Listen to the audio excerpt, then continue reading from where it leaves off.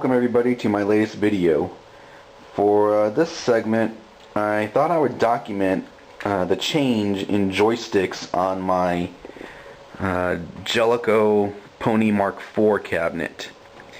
Now, if some of you have noticed, if anybody's noticed, the buttons I have currently on here are US style concave buttons.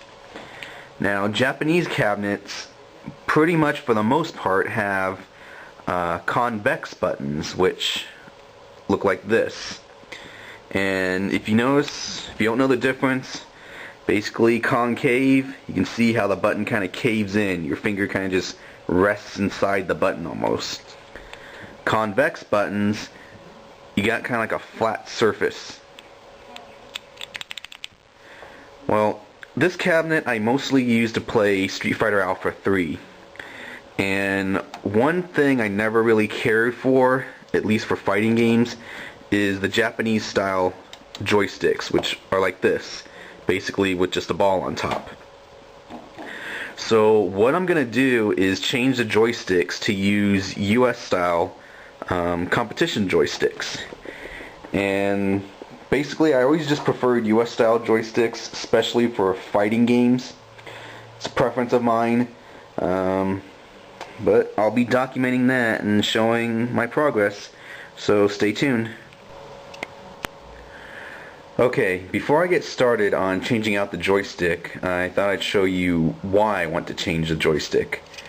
Now, this is a Sanwa Japanese joystick, and Sanwa is supposed to be the best joystick there is. You look and read anywhere and people will swear up and down that you can't get any better than this. And that may be true, however, it's not true for me. Now, I grew up with joysticks in the arcades that look somewhat like this. And if you don't know how this works, basically, here's your joystick handle. It's got a little plunger there. Here's your cover, which covers the hole. Place it in there.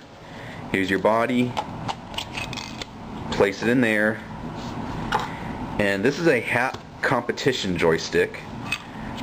This goes right here, and it gets locked in with a washer. So this actually goes down a little bit, and you can see there's a groove right there where you put a washer, and it locks it in. And basically, what you do is when you move the joystick, this hits these sensor buttons, and that's how you get your movement. Now anyways, this is what I grew up with in the arcades. When I go down there, waste my quarters on Street Fighter, Mortal Kombat, anything, this is what I'm used to. Something like this may be good for Pac-Man, Galaga, some of those old school games, but since my cabinet, I mostly play fighting games, I want something like this. Now you can see there is quite a difference in size. If you line them up right there, the American style, the hat competition, is actually taller. And for me, I just prefer a better feel. Something, you know, basically that I'm more used to. Whereas the HAP joystick, I just playing with the ball on the top right there, it doesn't feel right. I'm not used to it. The other thing I never really cared for is, if you can hear, the clicking. I've had a few HAP joysticks, and they all seem to make that clicking noise, and I just don't care for it. Now these ones, there is a slight clicking, but it actually sounds a lot less, so to speak. So anyways, there you go, and on to the next segment. Okay, here we are at the cabinet open, and just to give you an inside look, the Sanwa joystick basically used to fit right there, and the hole there